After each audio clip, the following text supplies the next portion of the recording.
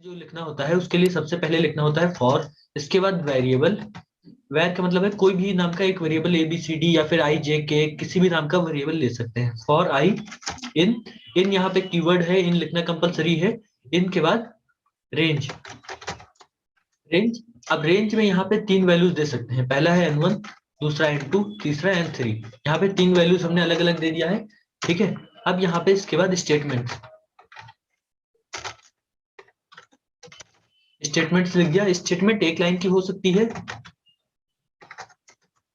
दो लाइन की, तीन लाइन की, चार लाइन की, 10 लाइन की, जितना भी आप लिखना चाहें लिख सकते हैं। यहाँ पे कोई कंपलसरी नहीं होता है कि एक ही लाइन लिखना है या फिर 10 लाइन ही लिखना है। कोई compulsory line of code compulsory नहीं होता है, जितना आप लिखना चाहें उतना लिख सकते हैं, ठीक है। पहला है n1, यहाँ पे n1 वैल्यू जो है उसको बोलते हैं स्टार्टिंग वैल्यू। स्टार्टिंग वैल्यू का मतलब ये होता है कि आप जो लूप है उसको, उसकी शुरुआत कहाँ से करना चाहते हैं, एक से, जीरो से, 100 से, 200 से, 50 से, जहां से भी आप स्टार्टिंग करना चाहते हैं उसे बोलते हैं स्टार्टिंग वैल्यू। अब बात करते हैं n2 की। n2 जो होता है एंडिंग वैल्यू होता है, एंडिंग वैल्यू। एंडिंग वैल्यू -1, -1 इसलिए लिखा जाता है क्योंकि ये एंडिंग वैल्यू जो होता है उसको एज अ एक कम लेता है। जैसे कि अगर आपने लिखा 10 से लेके 20 तक नंबर प्रिंट कराने हैं, तो 10 से स्टार्ट किया, 20 तक प्रिंट करना है तो 20 भी आना चाहिए। लेकिन जब आप यहाँ पे 20 लिखेंगे तो ये 20 को नहीं प्रिंट करेगा, क्योंकि यहाँ पे -1 लिखा है, एक कम चलता है, जितना हम देते हैं उससे कम। तो हम यहाँ पे 21 लिखेंगे तब ये 20 तक प्रिंट करेगा, ठीक है। जब हम लोग 21 लिखेंगे तब 21 तक प्रिंट करेगा। नेक्स्ट है स्टेप गैप। स्टेप गैप का मतलब ये होता है, गैप बोलिए या स्टेप गैप, ठीक है। इसका मतलब ये होता है कि जो हम लोग कंटिन्यूअस ऑर्डर में नंबर को जनरेट कर रहे हैं उनके बीच में कितना गैप होना चाहिए। बाय डिफॉल्ट 1 का गैप होता ही है, 1 2 3 4 5 6 ऐसे एक कंटिन्यूअस नंबर लेके चल रहे हैं, तो इन सबके बीच में कितने का गैप है, 1 का गैप है, 1 के बाद 2, 2 के बाद 3। इसी तरह से स्टेप गैप को हम इंक्रीज कर सकते हैं। अगर हमने 2 का गैप कर दिया तो 1 से स्टार्ट कर रहे हैं तो क्या आएगा, 1 3 5 7 9 11 इस तरह से आएगा। अगर 2 से स्टार्ट कर रहे हैं तो 2 4 6 8 10 इस तरह से आएगा, ठीक है। अगर इसी गैप को बढ़ाना हो, 3 कर दिया, 4 कर दिया, 5 कर दिया, तो एक के बाद सीधा 6 आएगा, 6 के बाद 6 + 5 11 आएगा, 5 5 के गैप पे आएगा नंबर। तो ये गैप तीसरी वैल्यू जो है वो गैप डिसाइड करती है, ठीक है। अब यहाँ पे इन तीनों वैल्यूज के बारे में एक बार और डिस्कस कर लेते हैं कि जो n1 होता है, n1 वैल्यू अगर खाली छोड़ देते हैं तो बाय डिफॉल्ट रेंज फंक्शन 0 से स्टार्ट करता है, ठीक है। n1 की वैल्यू अगर खाली छोड़ दिया तो रेंज फंक्शन बाय डिफॉल्ट 0 से स्टार्ट करेगा। और n2 जो है, n2 को आप खाली छोड़ नहीं सकते। अगर सिंगल वैल्यू देते हैं फॉर लूप में, ना ही स्टार्टिंग वैल्यू दिया ना ही गैप दिया, तो वो as a ending value consider कर लेता है, ठीक है। 0 से स्टार्ट करेगा, बाय डिफॉल्ट 0 से स्टार्ट करता है, 0 से स्टार्ट करेगा और n2 तक जाएगा, मतलब n2 -1 तक, एक कम चलता है, ठीक है। इसके बाद गैप जो है, गैप भी बाय डिफॉल्ट 1 का होता है। अगर आप गैप नहीं देते हैं तो वो बाय डिफॉल्ट 1 का गैप ले लेगा। 1 का गैप का मतलब क्या है कि 1 तो ले लेगा, अगर आपको इंक्रीज डिक्रीज करना है तो गैप देना होगा, ठीक है। तो अगर गैप नहीं देते हैं तो 1 का गैप ले लेगा। अब यहाँ पे एक पहला प्रोग्राम करते हैं, एग्जाम्पल क्वेश्चन लिख देते हैं, write a program to print number 1 to 10 using loop, ठीक है, फॉर लूप, ठीक है। यहाँ पे हमने लिखा फॉर, एक वेरिएबल ले लिया आई नाम का, ठीक है, आई इन रेंज। रेंज एक फंक्शन है जो हमको एक कंटिन्यूअस ऑर्डर में जनरेट करके देता है वैल्यूज, और एक यहाँ पे कीवर्ड है जो कि इस वेरिएबल में वैल्यू को सेट करता रहता है। जैसे कि रेंज ने 1 दिया, फिर 2 दिया, फिर 3 दिया, तो ये 1 को स्टोर करेगा, 2 को स्टोर करेगा, 3 को स्टोर करेगा, 4 को स्टोर करेगा, 5 को स्टोर करेगा, इसी तरह से स्टोर करता रहेगा। अब यहाँ पे पहले स्टार्ट करते हैं, 1 से 10 तक करना है, तो स्टार्टिंग वैल्यू हमने दे दिया 1, ठीक है। एंडिंग वैल्यू हमने दे दिया 10, तो यहाँ पे 10 दिया तो 10 नहीं प्रिंट होगा, ठीक है, क्योंकि ये कम चलता है, तो हमें यहाँ पे 11 देना पड़ेगा। पहले 10 देके आपको दिखा देते हैं। इसके बाद यहाँ पे स्टेप गैप आता है, स्टेप गैप 1 का दे दिया, ठीक है।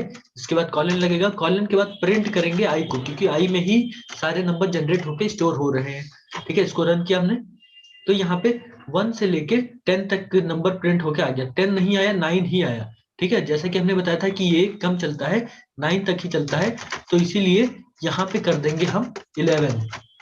जब 11 कर देंगे तब क्या होगा, अब 10 तक प्रिंट होके आएगा। अब फिर से रन किया, अब की बार यहाँ पे 10 तक प्रिंट होके आया, तो 10 तक हमें नंबर चाहिए था, ये 10 तक नंबर प्रिंट होके आ गया है, ठीक है। अब अगर स्टेप गैप नहीं देते हैं, यहाँ पे स्टेप गैप की वैल्यू का यूज दिखाते हैं आपको, स्टेप गैप नहीं दिया, ठीक है, तो ये क्या करेगा, बाय डिफॉल्ट 1 का ले लेगा, 1 से लेके 10 तक नंबर प्रिंट होके आ रहा है, ठीक है। यहाँ पे देख सकते हैं 1 से लेके 10 तक नंबर प्रिंट होके आ रहा है, ठीक है। इसके बाद अगर यहाँ पे स्टेप गैप बढ़ा देते हैं, 1 से लेके 2 का दे देते हैं, 2 का स्टेप गैप दिया, तो यहाँ पे क्या हुआ, 2 का स्टेप गैप में 1 3 5 7 9 प्रिंट होके आया, 11 नहीं आया क्योंकि 11 हमने एंडिंग वैल्यू दिया है, ठीक है। अब यहाँ पे स्टार्टिंग वैल्यू का यूज आपको दिखाते हैं। स्टार्टिंग वैल्यू अगर आपने 0 दिया तो ये नंबर 0 से स्टार्ट होगा, ठीक है। यहाँ पे देखिए 0 2 4 6 8 10 आ रहा है। अगर आपने यहाँ पे दे दिया, अब एंडिंग वैल्यू हटा देते हैं, एंडिंग वैल्यू हटा दिया तो क्या हो जाएगा, 1 का बाय डिफॉल्ट हो जाएगा। अब यहाँ पे स्टार्टिंग वैल्यू हमने 5 दिया कि 5 से लेके 10 तक नंबर चाहिए, तो ये 5 से 10 तक नंबर प्रिंट करेगा। यहाँ पे देखिए 5 से 10 तक नंबर प्रिंट कर रहा है, तो स्टार्टिंग वैल्यू जो हम देते हैं वहीं से प्रिंट करता है, ठीक है। तो यहाँ पे कुछ और एग्जांपल्स देखते हैं, जैसे कि फॉर लूप को कभी उल्टा चलाना हुआ है ना, उल्टा इन द सेंस कि 10 से लेके 1 तक नंबर प्रिंट करना है। तो 10 से लेके 1 तक आपके पास क्वेश्चन क्या हो गया, 10 से 1 तक, तो स्टार्टिंग वैल्यू क्या होगी इसमें, स्टार्टिंग वैल्यू हो गई 10, ठीक है। स्टार्टिंग वैल्यू वही होती है जो हम देते हैं। अब यहाँ पे एंडिंग वैल्यू क्या है, 10 9 8 7 6 5 4 3 2 1 0, 0 देंगे तो 1 तक चलेगा क्योंकि एक कम चलता है, अगर यहाँ पे 1 दे देंगे तो 2 तक ही चलेगा। अब यहाँ पे 10 में क्या ऐड करें कि 9 आ जाए, 10 में क्या ऐड करें, क्योंकि गैप जो होता है वो हमेशा ऐड ही होता है, ठीक है। तो -1 अगर 10 में ऐड करते हैं, है ना, -1 की बात कर रहे हैं, अगर 1 ऐड करेंगे तो 11 हो जाएगा, -1 ऐड करेंगे तो 9 हो जाएगा। तो -1 कर दिया तो 10 के बाद 9 आएगा, फिर 8 आएगा, फिर 7 आएगा। अब यहाँ पे देखिए 10 आया, 9 आया, 8 आया, 7 आया, लास्ट वैल्यू आई 2, है ना, लेकिन लास्ट वैल्यू हमें 1 चाहिए था, तो इसीलिए इसको कर देंगे यहाँ पे 0 कर देंगे, तब ये कहाँ तक आएगा, 2 तक आएगा, 1 तक आएगा, सॉरी, ठीक है। 10 से लेके 1 तक नंबर आ गया। तो इस तरह से हम लोग फॉर लूप को रिवर्स डायरेक्शन में चला सकते हैं, ठीक है। नेक्स्ट आता है कि लूप का यूज करके टेबल प्रिंट करना, कि कोई भी नंबर इनपुट किया जाए उसकी टेबल प्रिंट होके आ जाए। तो यहाँ पे एक आपको पहले नंबर लेना है, एक इंटीजर टाइप का नंबर लिया, यहाँ पे हमने इनपुट लिया और इंटर अ नंबर, एक नंबर इनपुट लिया। अब हमें पता है टेबल जो है 1 से लेके 10 तक नंबर्स का मल्टीप्लीकेशन होता है, 1 से 10 तक का मल्टीप्लीकेशन होता है। तो यहाँ पे देखेंगे कि अगर लूप 1 से 10 तक चला दिया जाए, तो यहाँ पे 1 से 11 तक चलाया हमने, 11 इसलिए लिखा क्योंकि ये 10 तक चलेगा, एंडिंग वैल्यू एक कम चलता है इसलिए 11 लिखा। और 1 से 10 तक के सभी नंबर का मल्टीप्लीकेशन होता है, जैसे कि आपने 8 लिया तो 8 को 1 से मल्टीप्लाई किया, फिर 2 से, फिर 3 से, फिर 4 से, ऐसे ही तो टेबल प्रिंट होती है। तो उसी तरह से यहाँ पे मल्टीप्लाई करते हैं, 8 को मल्टीप्लाई करते हैं n से, ठीक है। i को मल्टीप्लाई कर दिया, i में आएगा 1 से लेकर 10 तक नंबर, और n में आएगा जो नंबर यूजर इनपुट करेगा, ठीक है। अब यहाँ पे देखते हैं इंटर नंबर पूछ रहा है, इसमें हमने दे दिया 12, तो यहाँ पे देखिए 12 का टेबल प्रिंट होके आ गया है, ठीक है। फिर से रन करते हैं इसको। अब यहाँ पे हमने दे दिया 19 का टेबल प्रिंट होके आ गया। जो भी आप नंबर देंगे 10 20 30 40, जिसका जो भी नंबर देंगे उसकी टेबल प्रिंट होके आ जाएगी, ठीक है। तो ये तो रहा फॉर लूप। अब अगली वीडियो में हम लोग व्हाइल लूप डिस्कस करेंगे। Thank you.